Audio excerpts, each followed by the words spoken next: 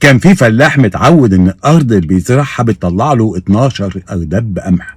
في اخر كل موسم يجي يحصد ويقسم كل شهر اردب، يبيع اللي يبيعه ويعجن اللي يعجنه ويطحن اللي يطحنه ويعيش منه.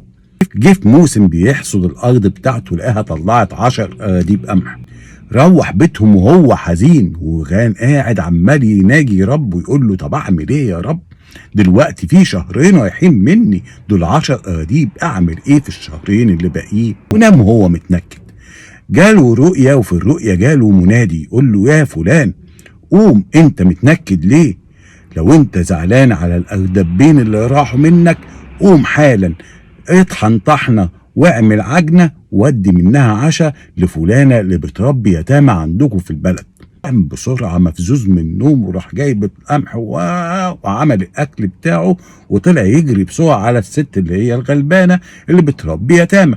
كان في نفس الوقت الست اللي بتربي يتامى كانت بتعشي ولادها الله يحفظكم حبة مية دافيين وتسقلهم جواها حبة عيش، وما فضلش ليها عيش وهي يا دوبك كملت عشاها مية دافية، وحمدت ربها على كده.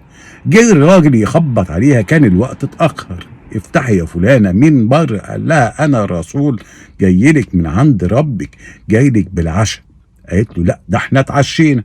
قال لها طب أعمل إيه؟ افتحي وخدي العشاء. قالت له لا مش هقدر، انا خلاص اتعشيت انا والولاد. قال لها طب خلاص خدي العشاء وابقي خليه لبكره وتعشي بيه بكره. قالت له لا، انا ما اقدرش اخده، روح لربك اللي بعتك، واذا قدرت ان انت تجيب لي منه موثقا ان انا اقدر اعيش لبكره انا والولاد، هاخد منك العشاء لبكره. انا ما اقدرش اخد حاجه وانا مش ضامن انا عايشه لها امتى. وراح الراجل ماشي بقى يضرب كف على كف. قال لنفسه يعني انا زعلان على اردبين لشهرين، والست الغلبانه مش عايزه تاخد العشاء بتاع بكره لتاني يوم؟ لا اله الا انت سبحانك اني كنت من الظالمين.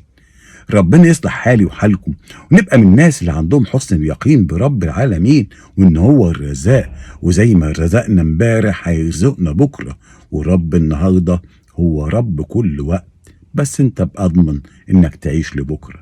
سلام عليكم، بس بالعافيه.